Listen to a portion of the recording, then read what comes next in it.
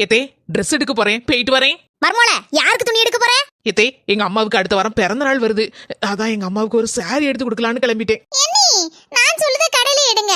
நல்ல நல்ல சேலையா போட்டுருக்காம பாத்துக்கோங்க. மர்மோள, என் மொவ சொல்லுத கடையில போய் எடு. 100 ரூபா 150 ரூபாய்க்கு நல்ல நல்ல சேலையா போட்டுருக்காம பாத்துக்கோ. இப்ப என்ன சொல்லி படுஞ்சு இப்ப அழுதுட்டு கிடக்க? வயசான காலத்துல அவ அம்மைக்கு பிறந்த நாள் கழிக்கட்ட என்னவா? ஒரு மாதத்திற்கு பிறகு. தே இந்தாங்க தே, வாங்கிக்கங்க. என்ன மர்மோள வாங்கிட்டு வந்திருக்க?